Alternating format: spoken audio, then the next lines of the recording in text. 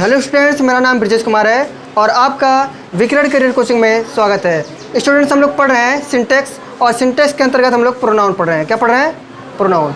तो प्रोनाउन में हम लोग पढ़ रहे हैं ईच, आइदर, नाइदर। तो इसी से रिलेटेड पढ़ रहे थे हम लोग, यानी हम डिस्ट्रीब्यूटिव प्रोनाउन पढ़ रहे हैं। सही है। डिस्ट्रीब्यूटिव प्रोनाउन में हम लोग आइदर और ईच का प्रयोग पढ़ चुके हैं। आज पढ़ेंगे हम नाइदर। तो आप लोग हेडिंग कर लीजिए नाइदर। यानी नाइदर का प्रयोग कब करते हैं उसके लिए, ठीक है। तो लिखे हैं, हाँ, दो व्यक्तियों या वस्तुओं में से एक भी नहीं का बोझ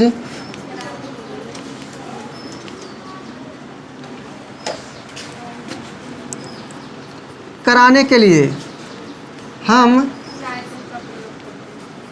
नाइदर का प्रयोग करते हैं।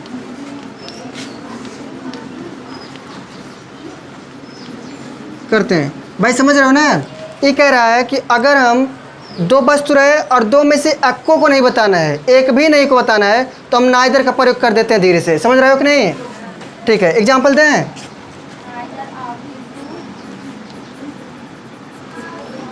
एग्जाम्पल देखो, लिखा है नाइदर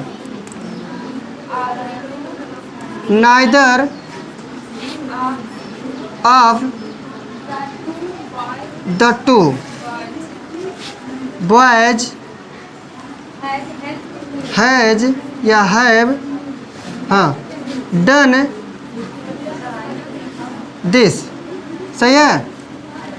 तो लिखा है कराने के लिए। देखो सही है, लिखा है neither of the two boys has या हैव डन दिस वर्क भी कर सकते हो, कोई दिक्कत नहीं। अच्छा एक बात बताओ, यहाँ पे हम प्रयोग कर रहे हैं नाइदर का, तो नाइदर हमको क्या सेंस देता है कि भैया चीज़ें होना चाहिए दो टू और दो में से एक भी नहीं बताएगा। मतलब क्या हुआ कि दो लड़कों में से एक भी लड़के ने इसको नहीं किए, एक भी लड़का ने इसको नहीं किया। तो हम हैज लगाएं कि हैव लगाएं? एक भी नहीं किसी से देगा ना, तो यहाँ पे हैज लगेगा, हैव नहीं लगेगा। कोई दिक्कत? तो यहाँ पे दो लड़कों में से ने एक भी लड़का इसको नहीं किया है। समझो कि नहीं? तो यहाँ पे नाइदर का प्रयोग किया गया है। अगला एग्जाम्पल, हाँ, none of the two boys, हाँ, हैज या हैव डन दिस। अब एक चीज़ देखो, अगर कुछ लोग सोचते हैं कि लाओ नन का प्रयोग कर दें, तो नन का तो हम थोड़ी प्रयोग करते हैं दो लड़कों के लिए। तो यहाँ पर नन का प्रयोग करते हो सेंटेंस गलत हो जाएगा। एग्जाम्पल दूसरा दें। देखो हम क्या बोले हैं, हम बोले हैं दो व्यक्ति या वस्तु रहेगा, तो उसमें से एक भी नहीं बताएगा तो नाइदर लगाएंगे। क्या लगाएंगे? देवी जी बतियाओ नहीं, तुम लोग बतियाने में बिजी हो जाते। देख रहे हो पीछे बतिया रही हैं। जब दो वस्तु रहे और दोनों में से एक्को नहीं बताना होगा तो हम नाइदर लगा देते हैं। लेकिन अगर दो से अधिक वस्तु है और उनमें से एक भी नहीं बताएगा तो नन लगाते हैं। क्या लगाते हैं? नन। तो यहाँ पे हमको दो से अधिक बताएंगे अगर, तब नन प्रयोग करेंगे ना। लेकिन यहाँ पे दुइया बताने के लिए नन का प्रयोग कर दिए हैं, इसलिए ये गलत है। तो इसे नन का प्रयोग कहाँ किया जाएगा, उसके लिए हम यहाँ पे रूल लिखते हैं। तो कोई यहाँ पे हेडिंग कर लो नन।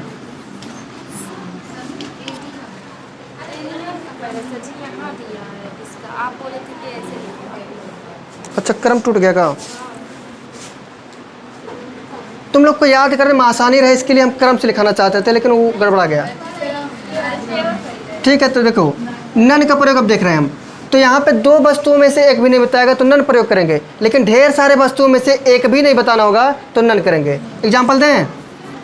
जैसे लिखते हो पहले परिभाषा, दो से अधिक, दो या दो नहीं होगा, दो से अधिक क्या होगा? हाँ, दो से अधिक वस्तुओं या व्यक्तियों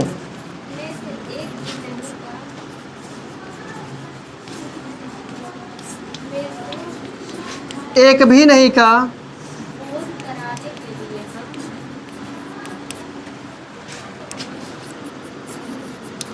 बोध कराने के लिए हम नाइदर के बदले नन का प्रयोग करते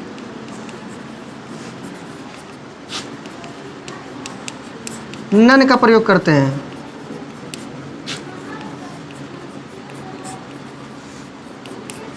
मतलब नन तब आएगा जब एक भी नहीं बताना होगा तब। अब यहाँ पे अंतर कर लो, अंतर ही है इसमें, नाइदर में और नन में यही अंतर है कि भैया नन का नाइदर का प्रयोग तब आता है जब वस्तु कितना होना चाहिए, दो वस्तु कितना होना चाहिए, और दो में से कितने को बताएगा, एक को का नहीं है, मतलब एक भी नहीं का। लेकिन नन का प्रयोग कब होगा, जब वस्तु कितना होना चाहिए, दो से अधिक, दो नहीं होना चाहिए बल्कि दो से अधिक, और उसमें से कितने को बताएगा, एक को भी नहीं। ठीक है, तो हम लगाएंगे एग्जाम्पल लिखे हैं।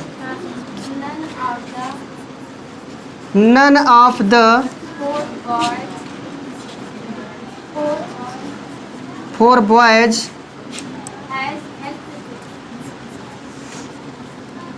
Helped me.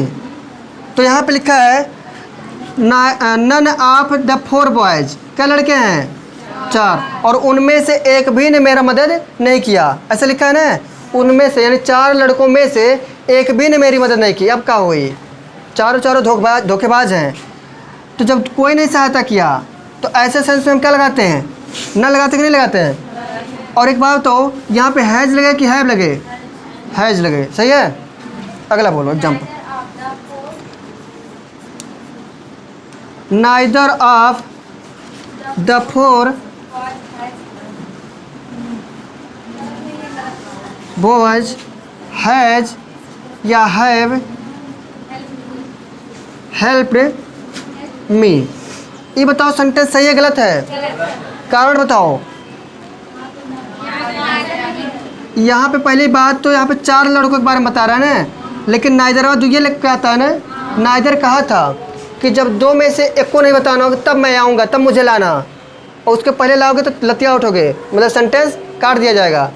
और ऐसे नन कहा था जब दो से अधिक को बताना होगा तब मुझे बुलाना, सही है। नहीं तो तुम नाइदर से काम चला लेना, कोई दिक्कत। तो यहाँ पे काम चल गया, गड़बड़ हो गया ना, इस सेंटेंस गलत हो गया। और वैसे अगर लगता तो इसे लगाते हैं, इसको नहीं लगाते हैं, सही है। इसको कॉपी करो, अगला देखते हैं हम एनीवन। तो अगला है एनीवन, हेडिंग करो एनीवन। मतलब एनीवन का प्रयोग कब करना है, जब वस्तु होना चाहिए, वस्तु रहे चाहे व्यक्ति रहे, दो से अधिक होना चाहिए, कितना, और उनमें से एक बताना है, कितना बताना है, तब हम एनीवन का प्रयोग करते हैं। हाँ लिखते हैं यहाँ पे, दो से अधिक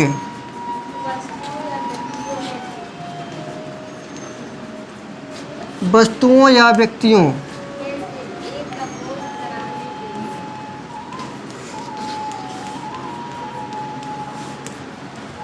एक का बोध कराने के लिए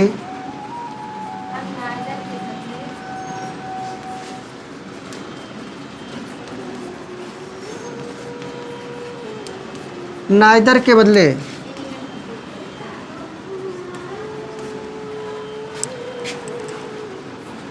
एनीवन का प्रयोग करते हैं।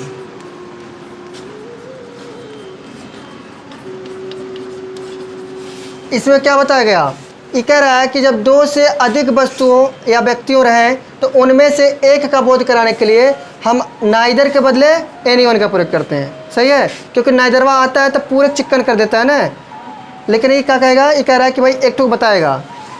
एग्जाम्पल दें, एनीवन ऑफ, हाँ,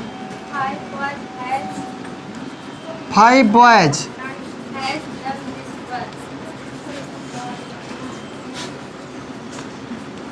दिस वर्क। देखो इस चीज़ को याद रखना, यहाँ पे कभी भी प्लूरल देख के गड़बड़ नहीं करना कि लाओ हम हैज लगा हैव लगा दें।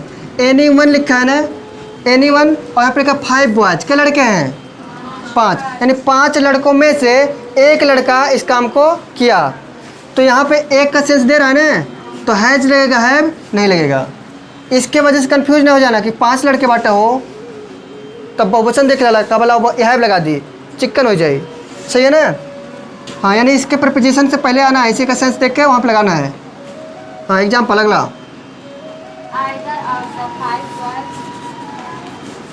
आइदर ऑफ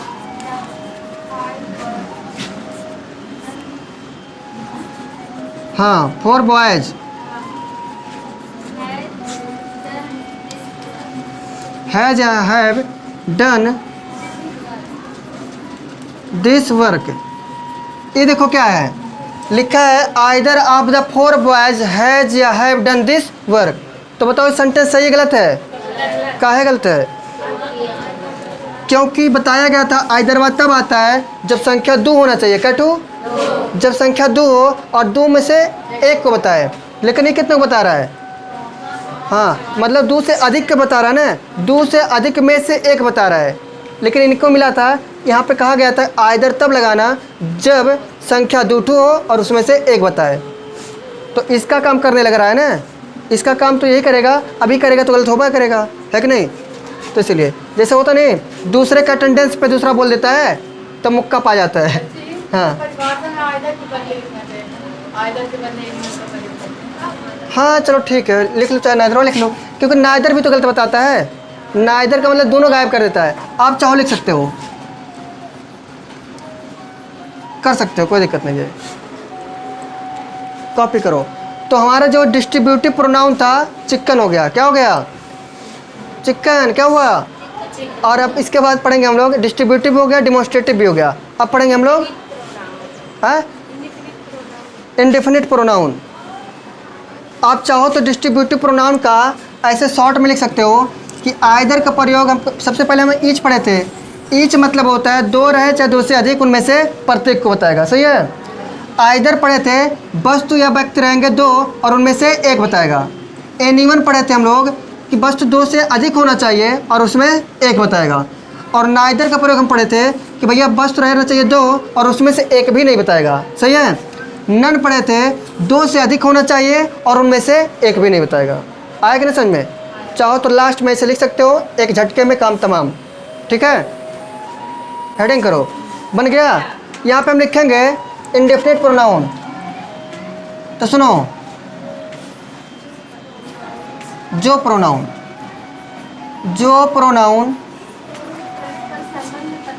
अच्छा दूसरा है, जो प्रोनाउन किसी निश्चित व्यक्ति या वस्तु बोध नहीं कराते हैं,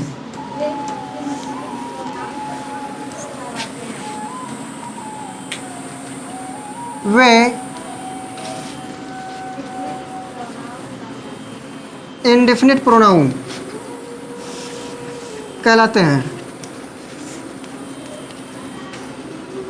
इनके कहने का मतलब है कोई ऐसा प्रोनाउन रहे जो कि क्या करे, कोई निश्चित व्यक्ति रहे चाहे वस्तु रहे, उसका बोध न करा पाए तो क्या कहलाएंगे उसे?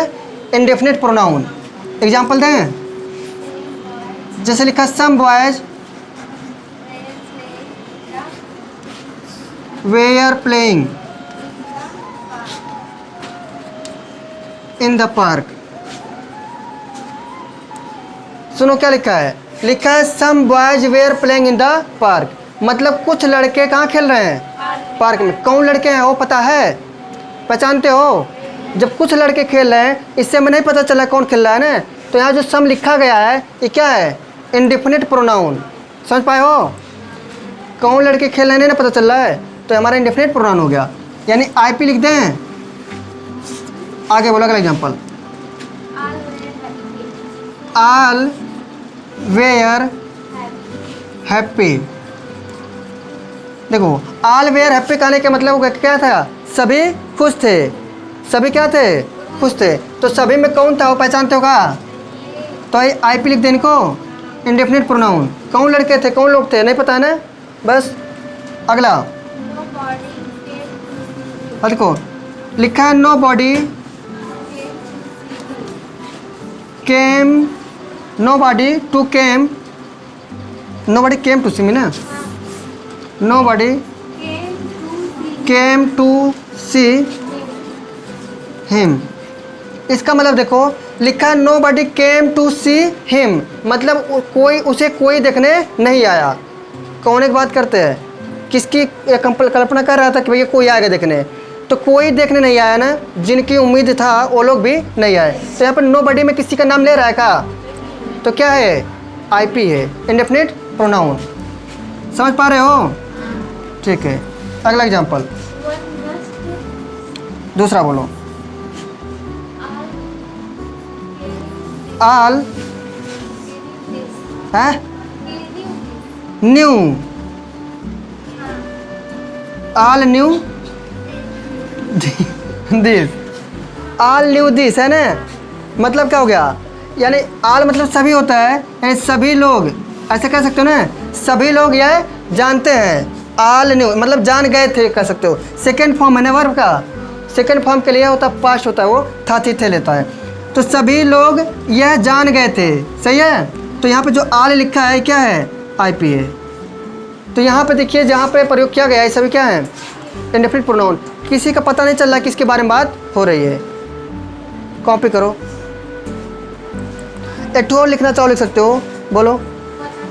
हाँ, नन, None of देखो लिखा none of his his brothers helped brothers him. Helped him. इसका मतलब देखो लिखा none of his brothers helped me, मतलब अच्छा एक बात बताओ, नन का प्रयोग किए हैं, अभी पढ़े भी हो, तो नन का प्रयोग हम कब करेंगे, दो से अधिक, यानी उसके दो से अधिक भाई रहे होंगे ना, दो से अधिक भाई रहे होंगे ना। तो लिखा नन ऑफ हिज ब्रदर्स, यानी उनके भाइयों में से कोई मदद करने नहीं आया, उसका कोई मदद करने नहीं आया, सही है। तो उसके दो भाई नहीं रहे होंगे, दो से अधिक होना चाहिए, तभी हम नन का प्रयोग किए हैं। और दो भाई होते तो नाइदर लगाते, क्या लगाते, नाइदर। यानी यहाँ पे नाम नहीं लिखा है कै भाई है, लेकिन सेंस जा रहा है, क्योंकि यहाँ पे नन लिखा है, और नन का बताया गया है कि नन तभी आता है जब दो से अधिक होना चाहिए, और उनमें से एक भी नहीं बताएगा। समझ पा रहे हो? और नाइदर का प्रयोग किया गया होता तो समझ जाते कि भाई दो भाई रहे होंगे उसे लोग, है ना, ये बात है। तो ये क्या है, आईपी। छापो। सुनो, अगला है रिफ्लेक्सिव प्रोनाउन। तो रिफ्लेक्सिव प्रोनाउन जानते हो कैसे बनता है, पहले ही जान लो रिफ्लेक्सिव प्रोनाउन होता क्या है। तो यहाँ पे लिखते हैं रिफ्लेक्सिव प्रोनाउन, रिफ्लेक्सिव प्रोनाउन इनको बोलते हैं, क्या बोलते हैं, निजवाचक सर्वनाम।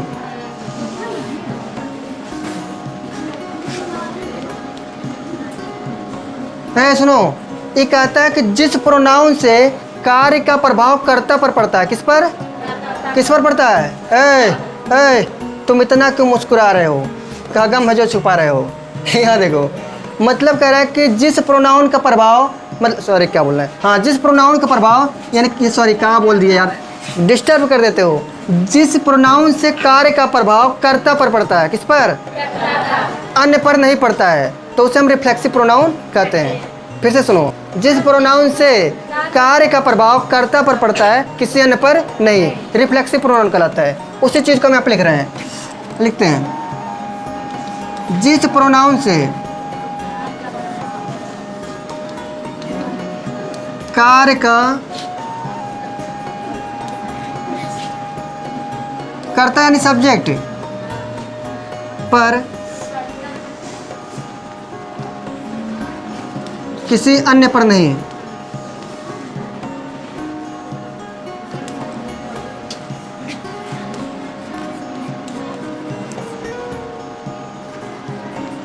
रिफ्लेक्सिव प्रोनाउन कहलाता है। ये कह रहा है कि कर्ता जो है उसी पर कार्य का प्रभाव पड़ना चाहिए, किसी और पर नहीं। अच्छा, ये बनाया कैसे जाता है इसको सुनो। तो यहाँ पे हम पॉइंट करके लिखेंगे, लिखते हैं, देखो रिफ्लेक्सिव प्रोनाउन कैसे बनाया जाता है, हम तो चाहे ऐसे लिख सकते हैं, पर्सनल प्रोनाउन में सेल्फ या सेल्स लगाकर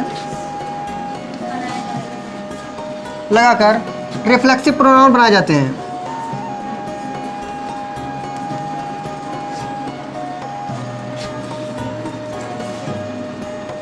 बनाए जाते हैं, देखो ध्यान से सब लोग, पर्सनल प्रोनाउन पढ़ चुके हो, है कि नहीं।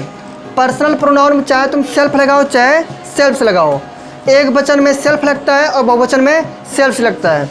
तो लगा करके हम क्या बना लेते हैं, रिफ्लेक्सिव प्रोनाउन बना लेते हैं। जैसे एक हम चाहे कि सूत्र बना दें इसको धीरे से, तो हम ऐसे लिख सकते हैं पर्सनल प्रोनाउन और प्लस में सेल्फ या selves plus sorry equal to, ये बन जाता है अपना रिफ्लेक्सिव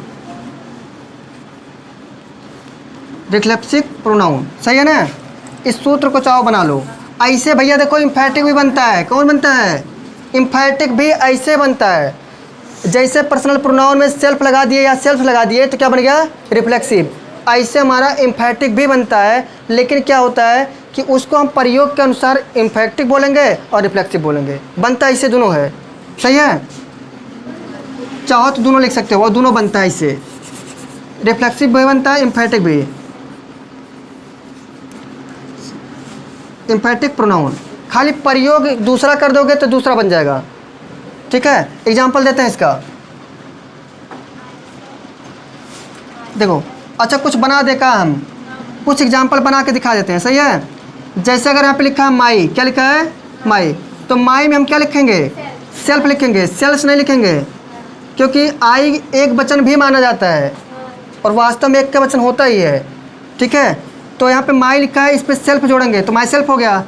ऐसे अगर लिखा है योर, यू लिखा है ना, तो योर में सेल्फ जोड़ेंगे, योर सेल्फ। सही है, ऐसे लिखा है हिम लिखा है, क्या लिखा है हिम, तो उसमें सेल्फ जोड़ देंगे तो हिम सेल्फ हो गया। एट होता है आवर, आवर प्लूरल होता है ना, तो यहाँ पे सेल्फ रहेगा, yes E L V E yes. सही है, ऐसे क्या होता है her self, her self, her self, her self आता है। लड़की एक लड़की रहती है तो हर लगाते हैं उसके लिए सेल्फ। समझ पा रहे हो ना, ऐसे बनते हैं। एट होता है देम सेल्फ्स। ठीक है, क्योंकि दे जो होता है बहुवचन। सुनो देखो क्या कह दिए, कह रहा है कि अगर सेल्फ वाला या सेल्फ वाला चीज़ हमें अगर वर्ब के बाद लगाते हैं तो रिफ्लेक्सिव है। क्या है, लेकिन अगर इस वर्ब के और सब्जेक्ट के बीच में रहे यहाँ पे तो क्या हो गया, वो इम्फैटिक हो गया, चिकन। सही है, तो यहाँ कह रहा है कि मैं अपने आप को स्वयं में शीशे में देखा। एक और एग्जांपल लिखो, मोहन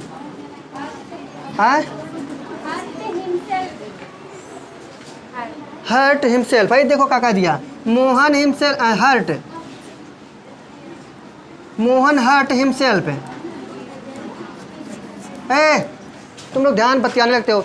मोहन हर्ट हिमसेल्फ मतलब मोहन अपने आप को क्या कर लिया, चोट पहुंचा लिया बेचारा।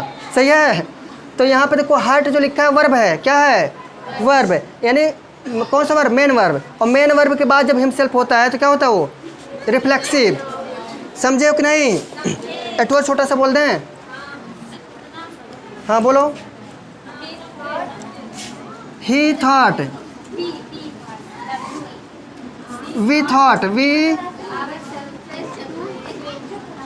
he thought our selves to see, swim, yes WIM। हाँ है, देखो क्या कह रहा है, we thought ourselves to swim मतलब हम स्वयं तैरने के बारे में सोचते हैं। सही है, तो यहाँ पे देखो थॉट लिखा है, वर्ब है, और यहाँ पे क्या है, सेल्फ, तो ये क्या बन गया, रिफ्लेक्सिव प्रोनाउन। समझो कि नहीं। सेल्फ्स लिखा है, यस ELVES, बहुवचन है इसलिए लगता है। कोई दिक्कत। तो यदि हमारा वीडियो आप लोग को अच्छा लगा तो हमारे इस चैनल विक्रट करियर कोचिंग को लाइक करें, सब्सक्राइब करें, शेयर करें, और मिलते हैं अगले वीडियो में। तब तक के लिए हंसते रहिए, मुस्कुराते रहिए, पढ़ते रहिए। जय हिंद।